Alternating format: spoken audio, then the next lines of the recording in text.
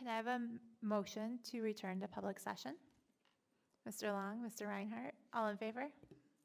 The vote is unanimous. We're now back in public session. Please stand for the pledge.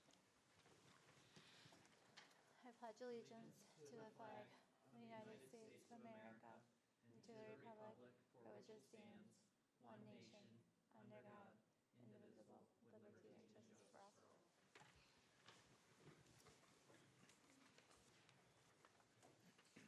Do we have any agenda changes?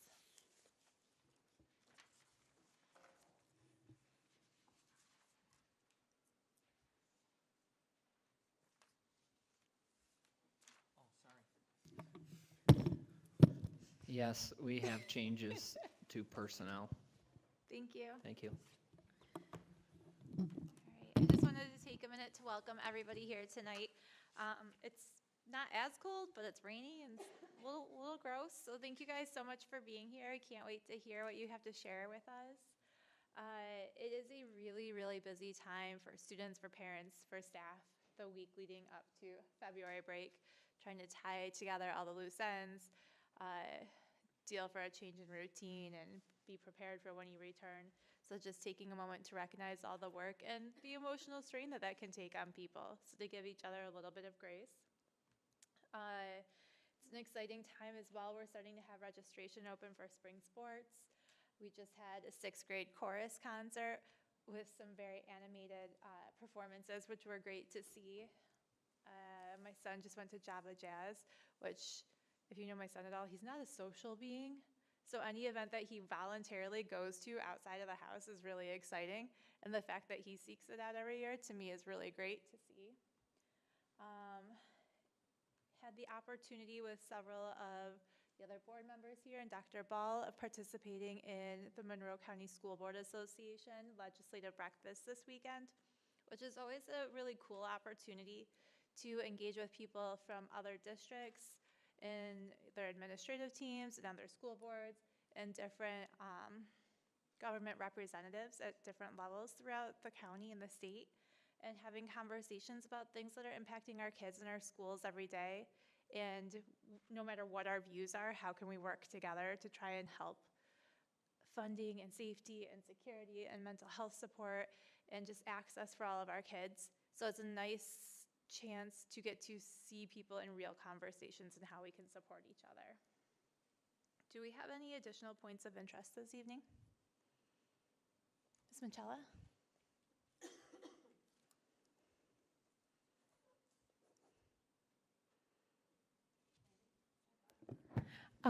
My family also went to Java Jazz, and I just wanted to say how impressed we were with the amount of talented kids we have, and it made my 2nd and 3rd grader really think about what they want to do down the road. So it was a lot of fun, and we won some door prizes, so that's always fun too. I love that. Any additional points of interest? And I know Ms. Littlewood, who's not sharing over here, is working so hard with the sports boosters, and seeing them out at all of our events, supporting all of our kids and our sports teams is amazing, and she's looking like she's really happy I am pointing her out here. I wasn't sure.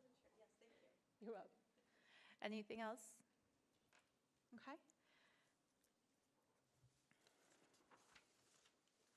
That moves us now to our report of meetings for the evening. Let's see. Do we have any reports of meetings that have taken place? Okay. And just so you guys know, a lot of those meetings happen at noon during weekdays, which makes it a little tricky to navigate and be at. So we try and have representatives really hearing things that are going on around the county when we can. Do we have any visitor comments? No? All right. Now we have our Gates Chili High School indoor track athletes trip proposal. A presentation. Thank you.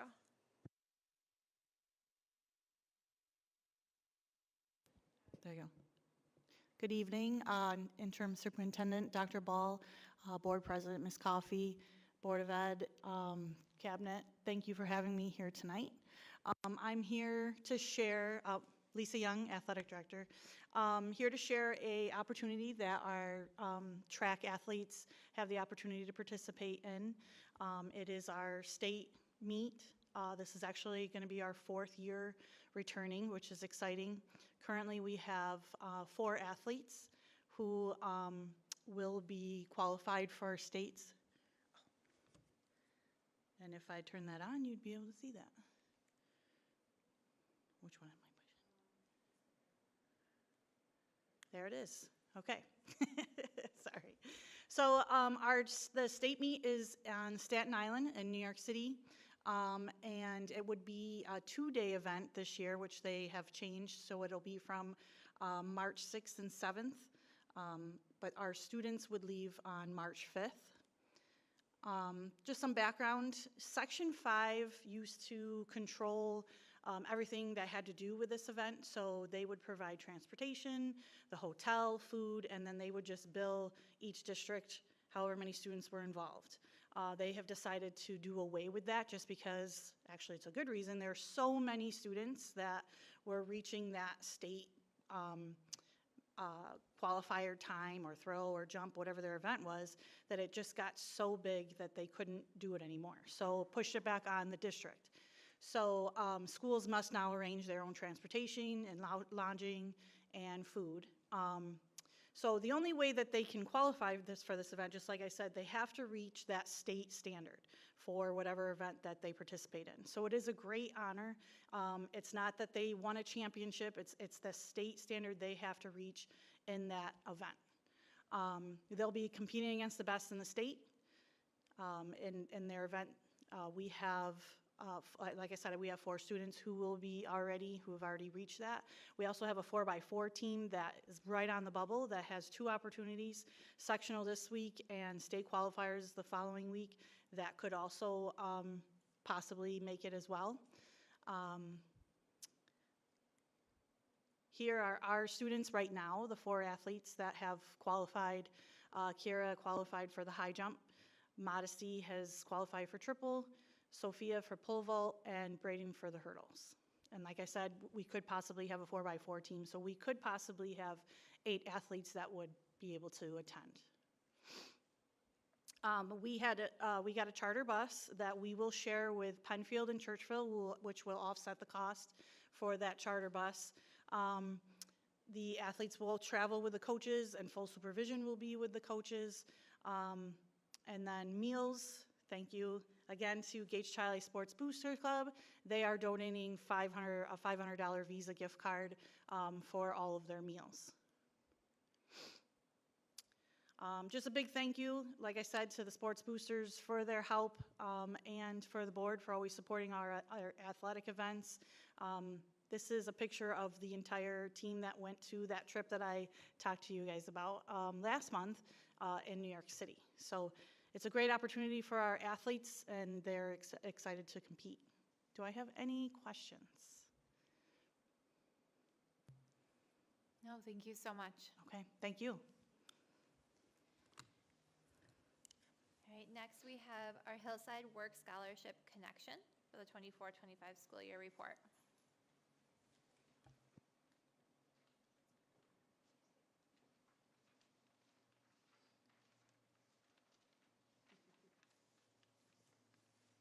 Our group is definitely growing.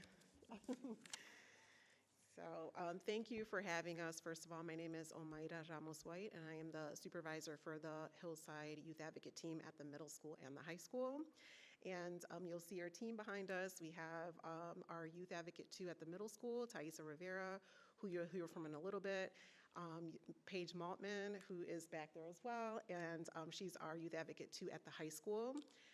They both have brought students with them just to share about their experience in their own words of being in the program. And then in the back, we also have Miss Hood, Amira's Hood. She is our newest addition to the team. She's also at the high school. And then our regional director is back there as well, Denise Stokes. So we're gonna just start off reviewing last year's outcome, so the 24-25 school year, which was our 10th year of this partnership. So we were halfway through our 11th year, which to us is amazing. And we thank you guys because it's been a great, great partnership. Just a brief overview, most of this has not changed since the beginning of our partnership. We are a youth development program that has been providing services to students since 1987. Enrolled students continue to have access to individualized mentoring through our youth advocates on a weekly basis, and some of them, they'll tell you many of them will be seeing them daily. Enrichment programming, which happens weekly as well, and there are some weeks where we have so much going on that students can participate in things, multiple things in any given week. Academic and post-secondary planning support. So we have a partnership that has been going strong with Dial a Teacher, where we partner with teachers in each of the buildings to provide after-school tutoring for students who need that additional support, and post-secondary planning. Employment assistance. So when students, mostly at the high school, are ready to take on additional responsibility, when they've demonstrated they can have a handle on their schoolwork and are ready to take on an additional role, they are able to get referred, again, through our youth advocates, to our in-house Youth Employment Training Academy. And so students learn how to interview, how to prepare a resume, and if they complete that successfully, including a mock interview, they get set up with an actual interview with one of our employment partners, and they're able to earn part-time employment. Our eligibility factors haven't changed. They continue to be the socioeconomic status is one of the things we look at, attendance, grades, whether or not they're over age, suspension data, and or test scores. And then the ratio has been the same for many years. I think maybe year 1, year 2, it was a little lower, but it's remained for the last 8.5 years at 35 students per one youth advocate. In terms of caseload capacity, as I mentioned, we have one YA at the middle school. She was at full caseload capacity last year. And then for our high school, we had 3 caseloads for a total of, they were a little bit above, at 107 students enrolled last year. And then you'll see the breakdown there by grade level. One of the things we're now in this was the 2nd school year where we have been able to, because we're at the middle school, this is the 3rd school year now at the middle school, so the 2nd group of 9th graders that came in, when they're enrolled at the middle school, they can transition still enrolled in our program and get transferred to the high school youth advocates. So that's worked out really well. It does minimize how many new 9th graders we can recruit at the 9th grade level. We always have some room, but it's been great to transition the students from the middle school and hand them over to our staff at the high school to have that continuation of services. In terms of attendance, on average on the left, you'll see for the middle school, the average attendance for the students who are enrolled in our program was 95% at the middle school. And then at the high school, it was 91% by the end of last school year. For GPA, again on the left, it was 83% average for our middle school students for the 24-25 school year. And for the high school, it was 78%. That was the average. Just to note about employment readiness, the data that you see on this slide is specific to the high school. But one of the things I wanted to mention, although we don't have numbers in terms of employment readiness and job placement for the middle school, just because of the age group of that student, of those students, excuse me, we don't completely leave them out of employment readiness. So most of their employment readiness just comes through exposure around our enrichments. So we talk about career exploration and things like that on just not in terms of referring them to our YETA training yet, because what we don't want is for them to have that YETA training really far away from the time they're going to be able to start employment. We want that gap to be a lot smaller. But for the high school, we always look at what's our baseline at the beginning of September. How many students do we already have certified? Last September, we had 22 students that were already certified, and by the end of the 24-25 year, there were 44 students who had successfully completed our YETA program and were certified. In terms of job placement, we had 38 who were enrolled in part-time employment, and then 64 by the end of August. For grade promotion and graduation, on the left, you'll see 100% of our students were grade promoted at the middle school, but we of course understand that that looks a lot different at the middle school than it does at the high school when those credits kick in. So for the high school, there were 101 out of 107, so 94% of our students were promoted to the next grade level at the high school. For seniors, we had 31 seniors in that cohort that all graduated on time. There was a 32nd student that did graduate, but you'll see that kind of separated out below because they were early grad, so they were a junior who just graduated early. And then I'm going to actually hand this over to Thaisa Rivera, our youth advocate at the middle school, who's going to highlight some of our enrichment programming. Hello and good evening. My name is Thaisa Rivera. I am the youth advocate at the middle school. I know some of you guys are familiar with our enrichments, but for those of you who aren't, these are weekly activities hosted by us, the youth advocates. They ensure that we build rapport with the students. They focus on developing social skills, team building, job and career readiness. Some activities we've done are creating vision boards, SMART goal setting, and college and trade school tours, even at the middle school level. As you can see at the top left picture, we visited MCC's Economic and Workforce Development Center downtown. While there, students were able to use simulators to do job training.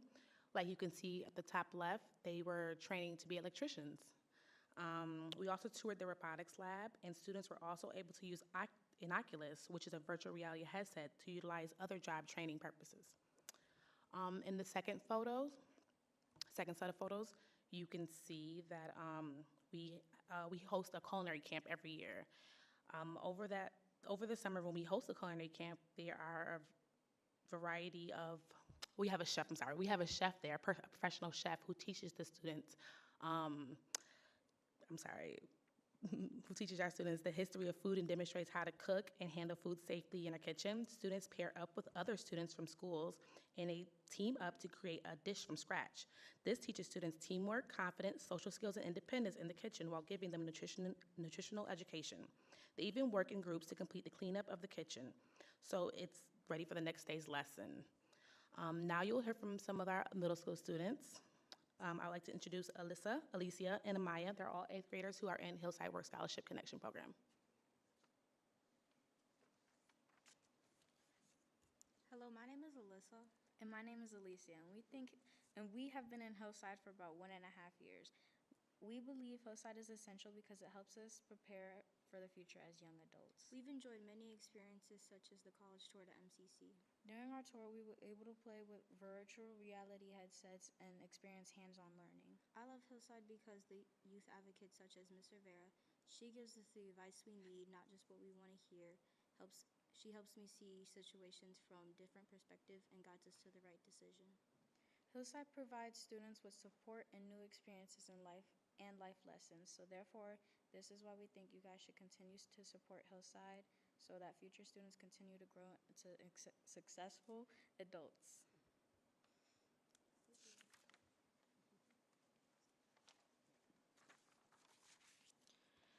Hi, I'm Amaya Williams. I have been in Hillside for a short time. Hillside is a great program for students where you get to meet new people, and you are in an environment full of love and you can be yourself.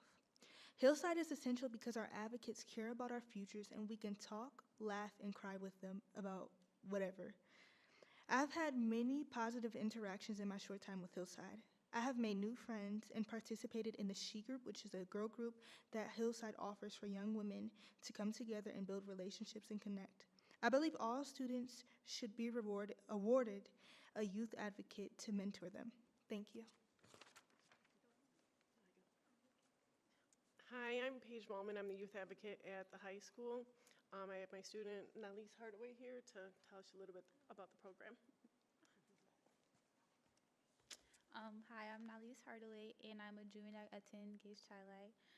I've been in Hillside since my freshman year, and so far I love it. I go there every single day. I be there for like lunches and for my study halls every day. They do provide tutoring for me, so I go there every Tuesday and Thursday when I'm not working. They actually got me a job at Wegmans because I applied through Yetta and I got my job automatically, like on the spot. They have helped me a lot through my high school. I feel very comfortable talking to them and I just love it there. My first, I got to Hillside like my second week, me being at Gage Chi-Li, and before that, I never attended Gage Chi-Li before, like the middle school or like the elementary, so I didn't even know what Hillside was until I came to Gage Chi-Li, and then they always like welcomed me. I'm not gonna lie, when I first got here, I did not like Miss Waltman, but she has even like, even with their connections, like their relationship with each other, like all the advocates, they come together. And my first advocate, her name was Miss McCrae, and she told me like maybe I should apologize, and I did. And ever since then, I love Miss Maltman, and I just got introduced to Miss Hood, and I love her as well. So everybody that come into Hillside and all the new advocates that attend there are always like, they're always welcoming, and they let me be myself. Thank you. I just want to add a note. She mentioned we gave her a job. No, students have to earn their employment, right? So we gave her the tools, but she did what she had to do. And we tell the students, you're not guaranteed a job. Once we hand you over to the employment partner, it is their decision whether or not they hire you. So that definitely, students earn that. It's not something that they're given automatically for being in the program. So I just wanted to highlight that because you put in some work. No, you're right. I just want you to get the credit.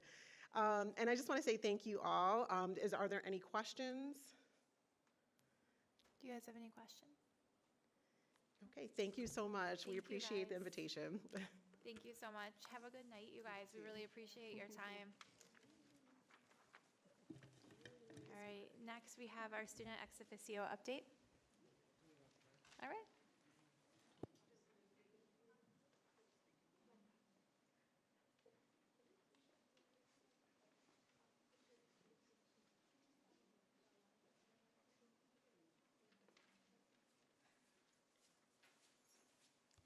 Hi, so this week I actually have some updates from the high school, and we reached out to some of the elementary schools. So I have some updates from them too. For the high school, last week on Wednesday, we had a half day, and third and fourth period we spent watching the cultural fashion show, which was just a great experience, seeing all the different cultures and like the school come together, and everyone did a fantastic job. It was just a great experience. Also, this week on Thursday, we have our senior faculty basketball game. So all the seniors are excited for that, and the whole school comes, and it's just a big tradition. And we're also doing our senior week right now, and we have a senior breakfast on Thursday too, and participation is really good with that. We are full swing into the second semester of the school year, and that's going off great. Like they said earlier, last Friday we had Java Jazz. I didn't attend, but I saw videos and heard things. That was a great experience for everyone. We had a JA field trip to the stock market competition, which is down like at Kodak at the JA Center. And it was just a great experience to see all the volunteers are all people who work in the financial industry and actually have jobs. So it's just great to hear from all of them.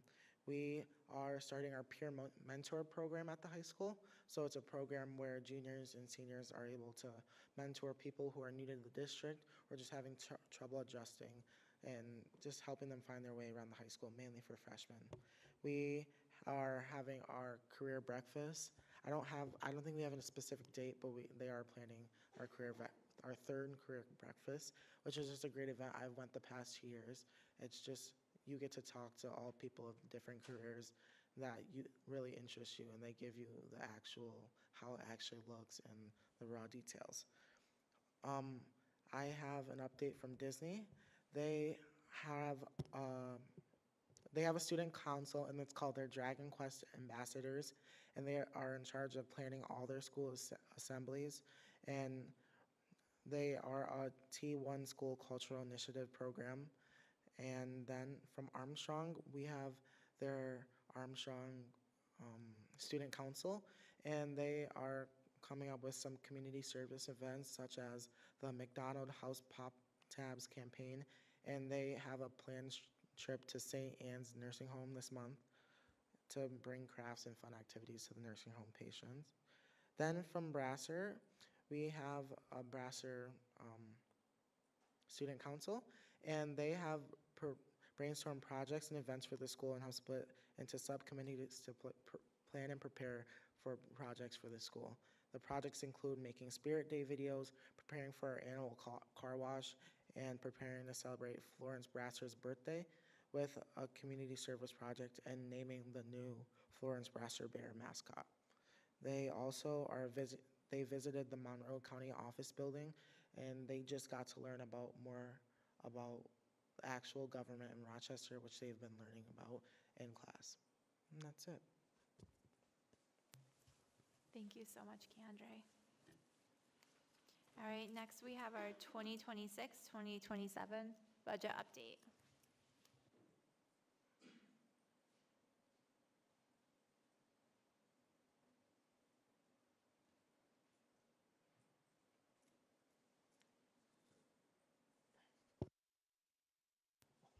It was already on. Good evening, President Coffey, Board of Education. Thank you for having me. I'm Dr. Ball, Interim Superintendent, here to give a budget update. So you'll hear from me quite a bit tonight. I apologize for that up front. So in terms of agenda, talking a little bit about revenue estimates, state aid, just sharing where we're at currently in terms of state aid. Talking about the executive proposal, which is the governor's proposal for state aid. The tax levy limit calculation, again, it's not a cap, it's a limit. The fund balance and reserve use, thoughts and considerations around that. Other revenues, potential vote propositions, BOE elections, and next steps. So in terms of revenue, this is in terms of our current budget. We're about a 45, 45, 46, 45 split on state aid and property taxes. We have been becoming more and more reliant on state aid. So over the last few years, you'll see that the state aid has ticked up and our reliance on property taxes has ticked down as a percentage of budget in order to balance our budget. It's good news for the district in terms of our state aid, but that's just kind of a breakdown per dollar. In terms of other revenues, this is much smaller areas. We do have other revenue sources. Really, in most schools across New York State, those two top categories are consistent for districts. Those are the big categories. And then we get into other things like interest earnings. We invest our available cash, and our finance team does a great job of this under the direction of Sally Sanford, our Director of Finance. That team has done an incredible job. We have a 100 score, the highest in the country, for our investment and the way that we do our investing. Payments in lieu of taxes, those are negotiated agreements through Monroe County COMITA, and the IDA, the Industrial Development Agency. They negotiate with businesses in our community, and they try and attract businesses to our community so that they can create jobs and create local economy. They negotiate lower payments for taxes. So that's one of our revenue sources too, is that they cut a check to us. And then Medicaid is a much smaller portion, fees and tuition. Fund balance and reserves, that's about 3% of our budget, or 3 cents on the dollar. I mean, we'll talk about that in a little bit of detail in a few minutes. And then Monroe County sales tax for everything that's purchased, that's taxable in Monroe County. We get a portion of that revenue here in the district. So when someone goes and purchases a car, for instance, and they pay that tax associated with it, we get a portion of that here in Gates-Chili, as well as the other districts in Monroe County.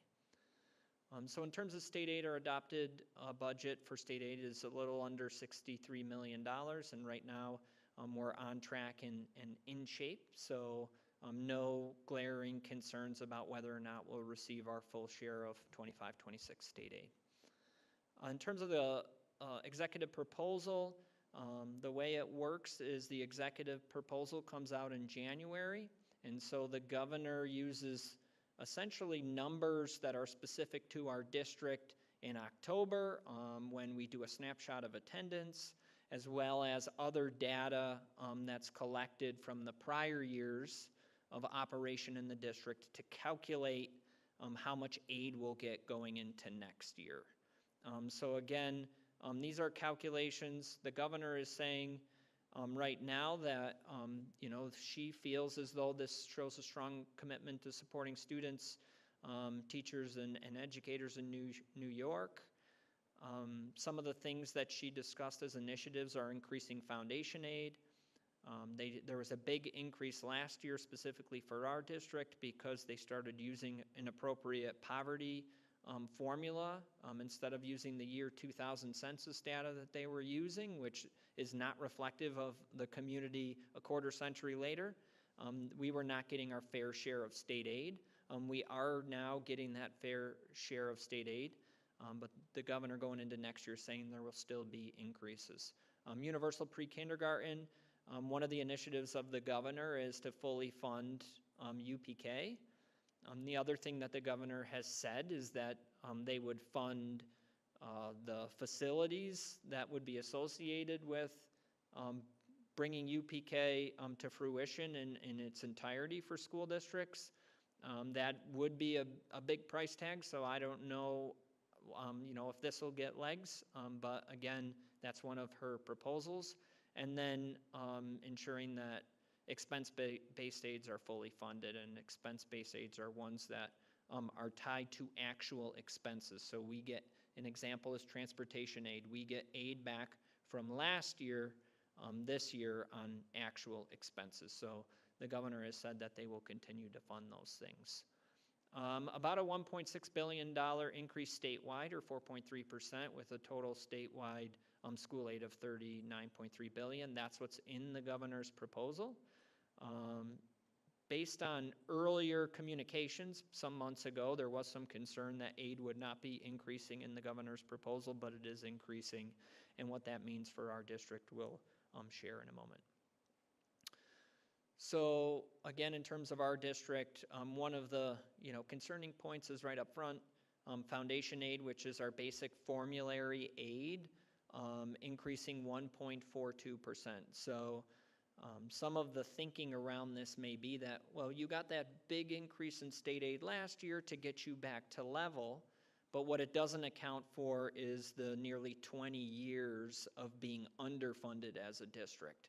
So some of the things that we have to do in order just to meet a minimum, we're now getting that funding, but it doesn't accommodate for all the work that we have to do to continue to catch up in some critical areas, although I would surmise, along with the district, that we have done an incredible job, even given the fact that, frankly, we were significantly behind in terms of our equitable share of funding based on the poverty indicators in our district. So we are hoping that there will be some consideration given to this, because a 1.42% increase is not what we would consider adequate, and we will continue to press in directions relating to that. Then we get into some other categories, BOCES aid, excess cost aid, transportation aid, building aid. Those are all based on prior year expenses or prior year's expenses. And then the other categories are kind of per pupil driven. So hardware and technology, software, library textbook aid. High tax aid is an aid that's been carried over for decades in the district, and we hope to still get that long into the future. So overall, a reduction on here, but I'm going to walk you through a couple of other things, because it's not as bad as it looks, but it's still not adequate enough. So BOCES aid, that number's inaccurate. So they didn't pick up some of our expenses from last year, and we're anticipating going into future aid runs. So when they actually put out a budget in April, hopefully if the state approves a budget, and that's a three-way conversation between the three branches of state government. Hopefully once they've negotiated that in April, what we'll see is an actual increase in BOCES aid because our expenses increased. So an actual difference of about $1.1 million, which is obviously beneficial, and you can see that bottom number has gone up a bit. And then building aid, also inaccurate. We anticipate additional principal and interest payments associated with our capital work, so that's our debt service payments, which are like our mortgage payments, of about $3.8 million, with a difference of state aid as well. So this number here was inaccurate. It's not reflecting essentially the claiming that we put into the state in December, because that's when what they're called our final cost reports are due. Those are due in December. The aid doesn't get picked up on what we report until December, which means it doesn't come out in the mid-January governor's run. And so the accurate number up there is about 3.1 million, with a total aid increase of 4.3 million-ish. But one thing I will share is that That doesn't necessarily mean a significant increase because it does mean an increase in aid, but we also have an increase in expense on the debt service side.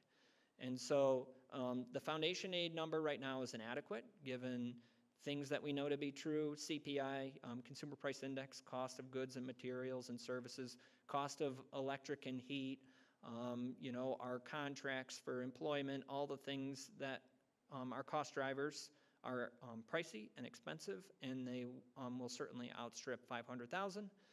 And then the other piece to share is that building aid, after netting out the cost, the aid to the cost, approximately $360,000 increase in aid in that category, is that between the 500,000 and the 360,000, that 800,000-ish is not enough right now to balance our budget. However, we are hoping that that number comes higher, and it usually does. So that's the good news, is that every year what the governor proposes is never what we get in April. It's always been a higher number, and we're hoping that that's still the case.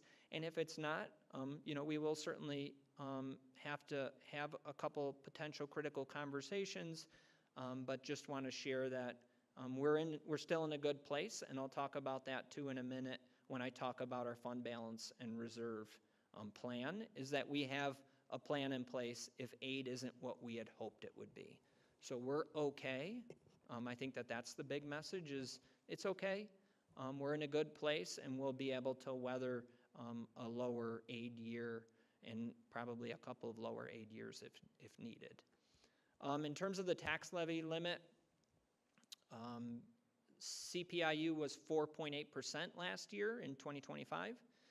And the way the calculation works is that if it's over 2%, then you're capped at 2% as your starting point. So that's where we're at. If it's lower than 2%, you have to work from the lower number. So you don't really win with the tax levy limit calculation. So we're capped at 2%, and then from there we build some things onto that. One of the things that we build onto it is called the tax-based growth factor, which is an assessment of additional valuations in property, usually specific to new construction or people who have purchased some property that the value is higher than it was initially when assessed. So that calculation is due March 1st. Our tax levy limit is 4.77. The piece I want to point out is kind of our net levy increase is 2.34% when you back out that tax-based growth factor. So when we say 4.77 is our tax levy limit, that doesn't mean that that's what everybody's going to experience. The actual rate that people will experience is closer to the 2.34% in terms of how it's applied to the whole levy, acknowledging that individual assessments can impact what goes up or down for people's personal taxes. Does that make sense? Okay. These are some other revenue areas. I won't get into much detail, but just noting some of the things we shared earlier.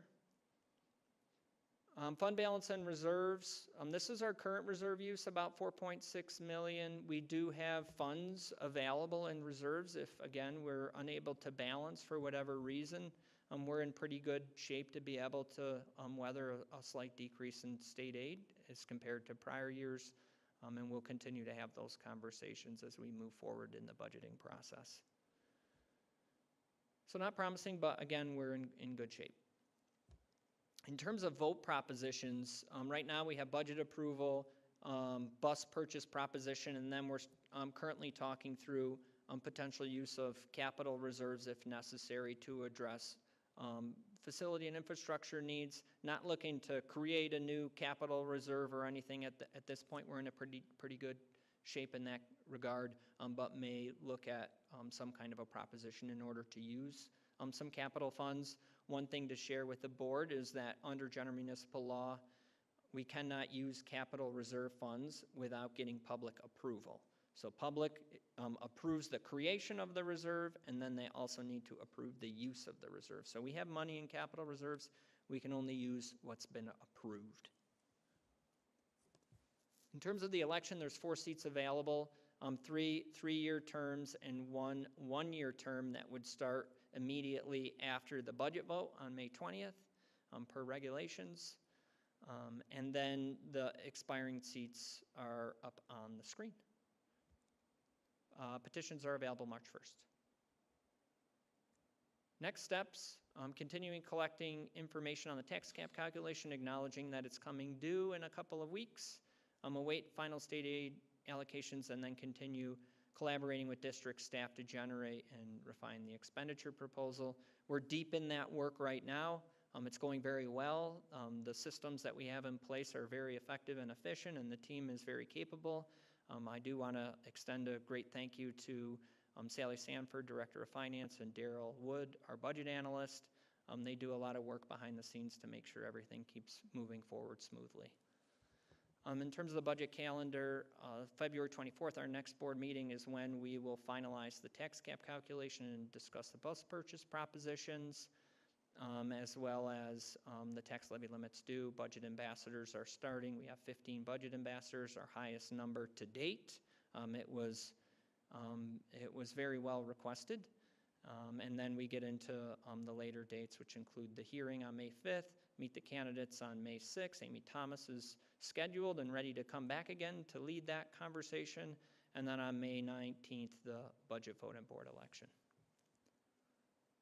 With questions, you can email communications@gatechildlight.org. And are there any questions from the board? You guys have any questions? No, I really appreciate, though, the time you take to really outline the tax levy limit and all the explanations around there, because even though this is my 9th year, I still need that in front of me every time. So I personally value that, and I imagine I'm not the only one throughout the district who needs help kind of working through those pieces. So thank you.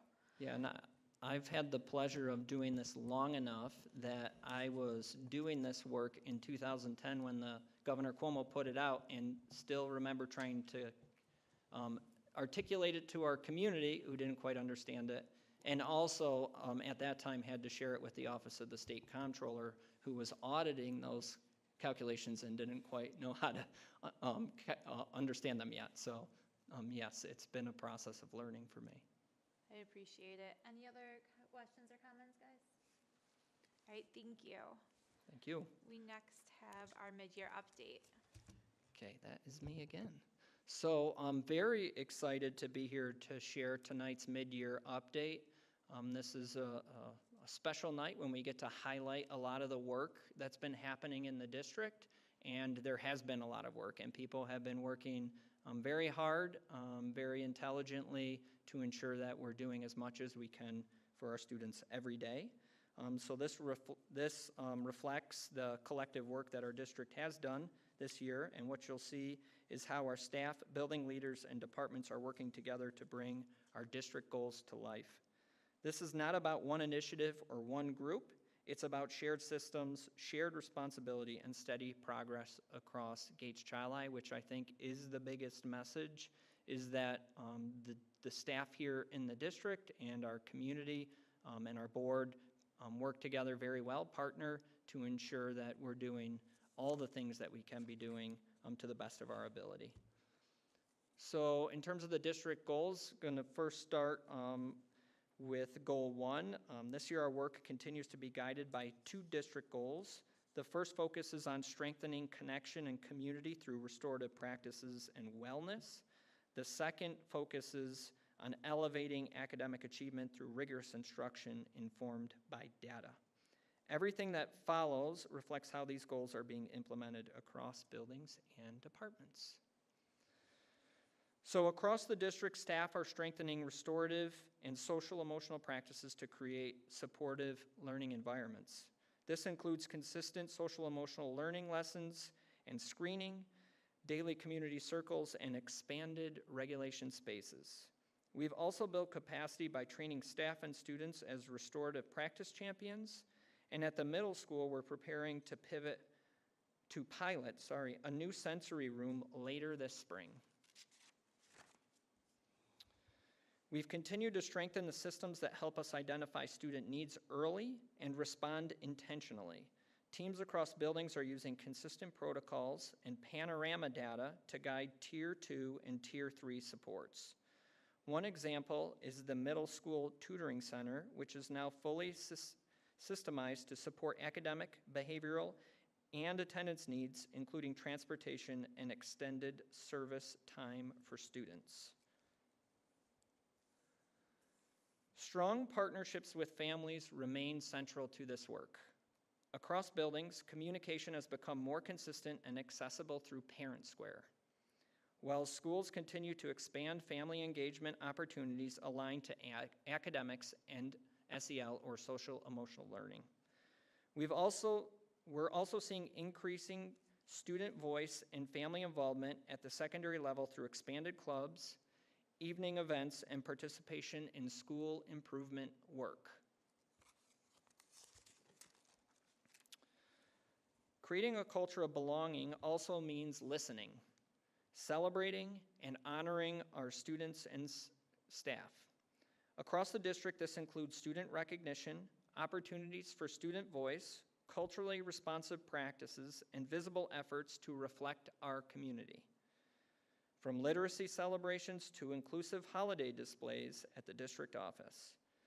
These efforts reinforce connection and shared pride across Gates Chi-Li. Supporting students begins with supporting the adults who serve them. This year, departments across the district have expanded staff wellness opportunities, professional learning, and communication. Examples include new staff newsletters like Your Tech Lifeline and the Ops Insider, wellness offerings during conference days, and continued focus on inclusive communication and restorative practices. Now moving on to Goal 2. At the foundation of our academic work is strong Tier 1 instruction. Across buildings, staff are implementing aligned literacy and math practices, refining when or what I need structures, and collaborating through grade level and department meetings. At the middle school, new Reading 6, Reading 7, and English Language Arts 6 classes are now fully operational, expanding access to rigorous instruction, a huge win for the district. Data continues to guide decision-making at every level. Through beginning and mid-year data days, Tier 1 meetings, and shared protocols, teams are using academic, behavioral, and social emotional learning data to reflect and adjust instruction. This includes deeper analysis of literacy data at the secondary level and a longer-term review of discipline and suspension data to inform equity-driven planning. When students need additional academic support, clear systems are in place to respond. Tier 2 and Tier 3 meetings are now fully data-driven, with intervention plans documented and monitored consistently. This has helped teams both strengthen supports and appropriately exit students from interventions when progress is demonstrated. We are also continuing to expand pathways and access for students. This includes new credit-bearing courses, work-based learning opportunities, and access to industry-standard tools such as Adobe Creative Cloud. These efforts ensure students have meaningful opportunities that align to their interests and future goals.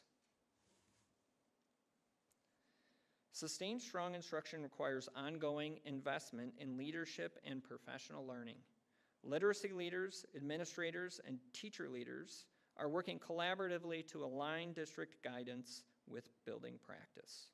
We are also bringing learning back to the district through statewide networks, helping to strengthen instructional and equity-focused practices across Gates Chi-Li. So what's next? As we move into the second half of the school year, this work continues. The progress you've seen tonight reflects the commitment to our staff, leaders, and partners across the district. We will continue refining systems, monitoring impact, and working together to support every learner's success. And I just want to say, generally speaking, that it's been really impressive to watch the year progress and unfold. Again, staff here are working incredibly hard to ensure that each student every day gets the best experience in learning that they can, and we're super proud of everything that they do. Are there any questions? Any questions? No, thank you for speaking to each of the different buildings and parts of the district. Thank you.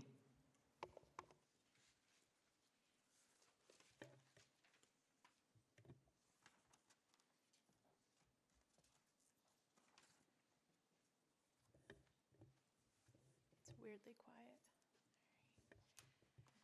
That moves us now to our discussion items, and we had a policy committee meeting, so we will have an update on there.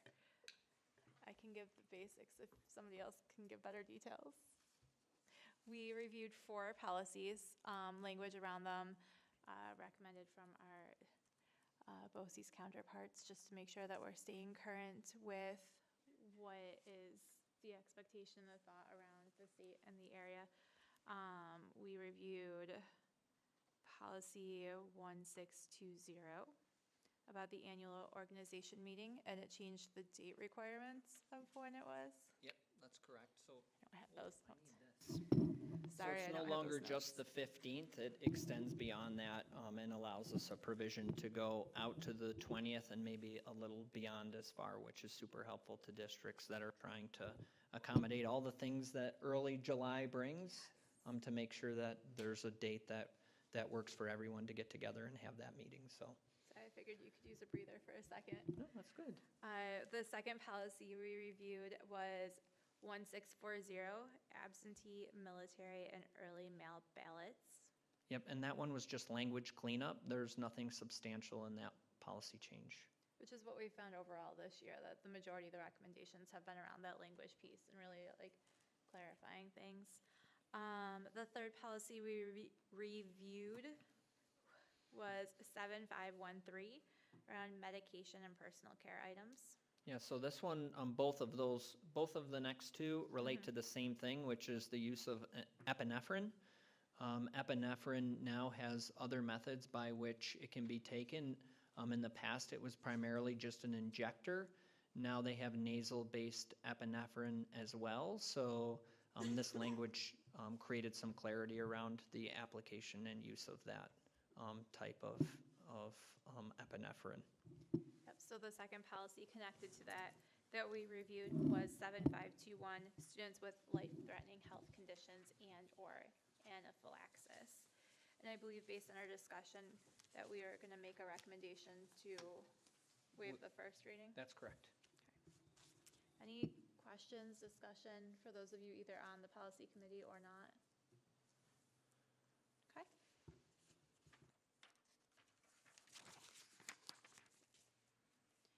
That moves us on now to our consensus items. Can I have a motion to approve the consensus agenda? Ms. Littlewood, Ms. Jennings, any discussion? All in favor? The vote is unanimous. Can I have a motion to approve consensus items C through H? Mr. Banowski, Mr. Reinhardt, any discussion? All in favor? The vote is unanimous.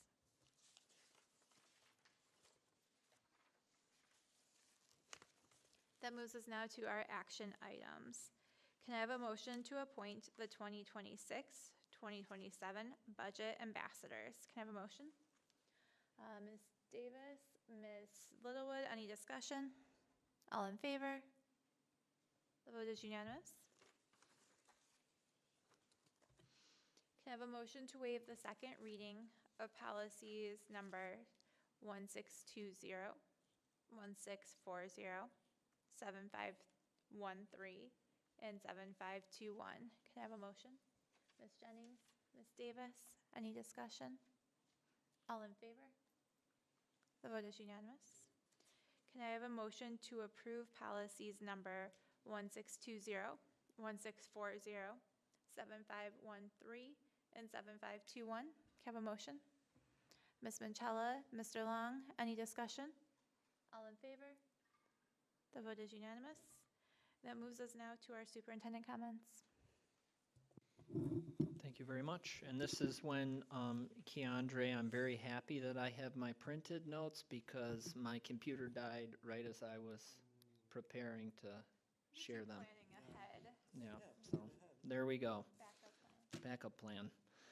So I want to begin by tonight, well, I already began earlier, but I'll begin again with a quick reminder for families that you can snooze those alarms later this week because schools will be closed for students and 10-month staff on this Friday, February 13th, Friday the 13th, to start the mid-winter recess. This date was unintentionally left off the printed district calendar earlier this year, just a heads up on that piece. And before students depart for break, we will hold our annual early release drill. This drill helps us test transportation and communication systems. During the drill on Thursday afternoon, students will be dismissed 15 minutes earlier than usual, meaning students may arrive home up to 15 minutes earlier than their typical drop-off time. This also means that families who pick up their students should plan to arrive 15 minutes early too. Just a heads up if you're wondering, why are we doing these early release drills? Because they're required under state law that we do it once a year. So that's why we do it. And it's also good practice. Last week, our K-12 teams from across the district came together for our half-day data day to dig into mid-year and common assessment data, celebrate student growth, and reflect on what's working in our classrooms. This dedicated time for collaboration gives staff the chance to have meaningful conversations about student progress, spot trends, and continue strengthening Tier 1 instruction and assessment practices. A big thank you to our Office of Instruction and Student Support Services teams for all the planning and support that made the day successful. Thank you. Before students took off for the day, Spartans at the high school hosted the second ever cultural fashion show, showcasing traditional and modern fashion from around the world. About 50 students and 6 staff members took to the stage, representing more than 28 countries and regions.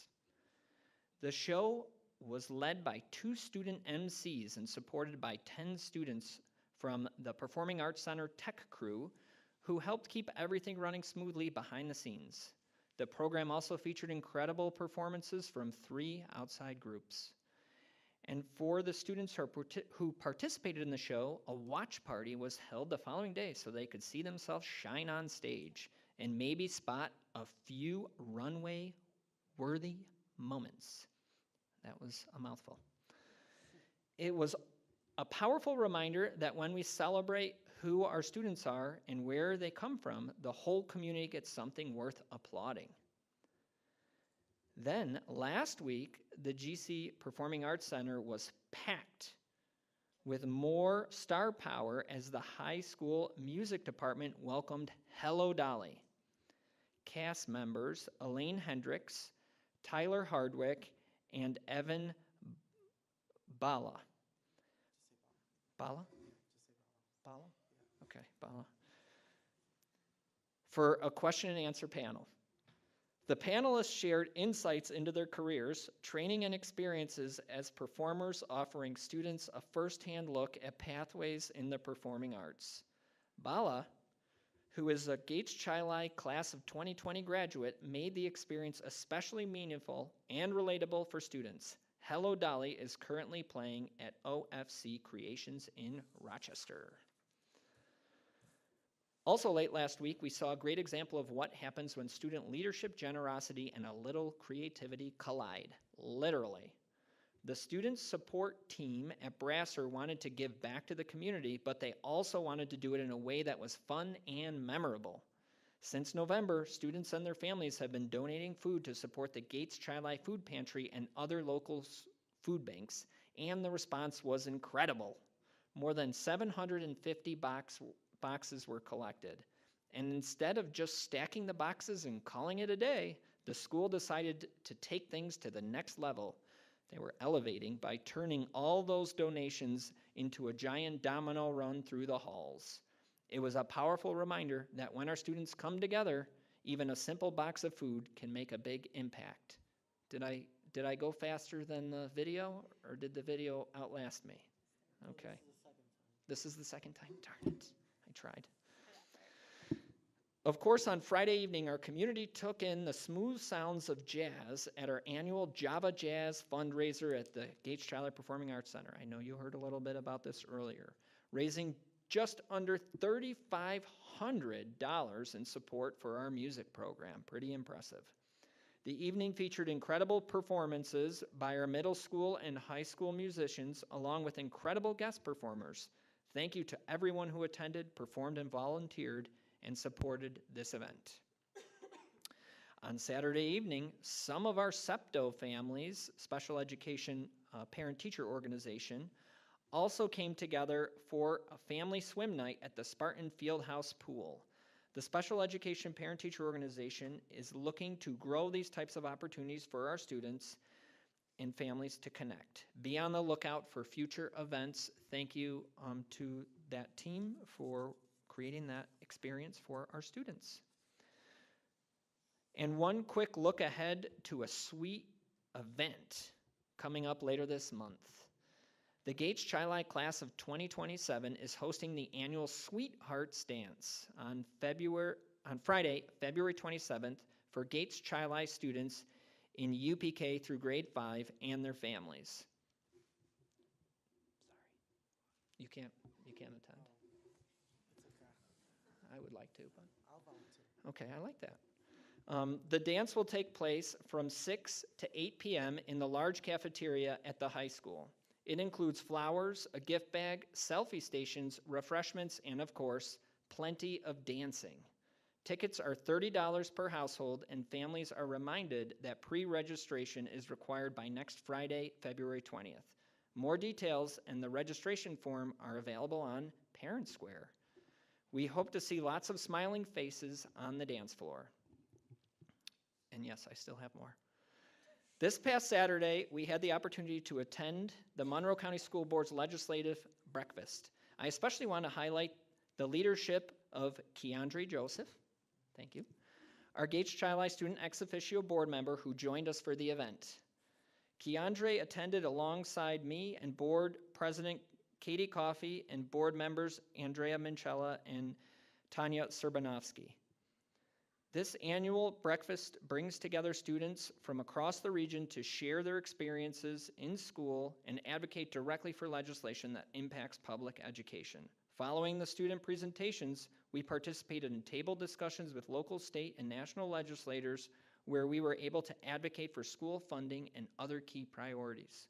Overall, it was a meaningful opportunity to connect, listen, and share our Gates Chi-Li story and to see student leadership in action at the regional level. Finally, in addition to our own board's student ex officio, I want to take a moment to highlight another Gates Chi-Li student who represents Gates Chi-Li with leadership and purpose beyond our district. Xavier Williams, a dental assisting student who serves as the first ever student ex officio member of the the Monroe 2 BOCES board, was recently featured in the very first video of a new series called BOCES 2 Unscripted. This recognition was especially fitting during both Career and Technical Education Month and Black History Month, highlighting Xavier's leadership, voice, and impact in spaces where representation and opportunity matter. We're incredibly proud of him and grateful for the example he sets for students across our community. To see that feature, check out the February issue of our District E newsletter. It's linked on our district homepage.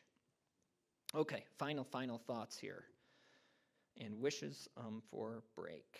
As we head into midwinter recess, I want to take a moment to wish all of our students, families, staff, and community members a safe and restful break. We know that time away from school can look differently for every family, and we hope the days ahead offer moments of rest, connection, and care in whatever ways are meaningful. We are grateful for our staff and community partners who continue to support students during this time, and we look forward to welcoming everyone back on February 23rd, refreshed and ready for the next stretch of the school year. And that is my report, President Coffey. Thank you. Thank you. can I now ask for a motion to adjourn our meeting? Ms. Littlewood, Ms. Jennings, any discussion? All in favor? The vote is unanimous. The meeting is adjourned.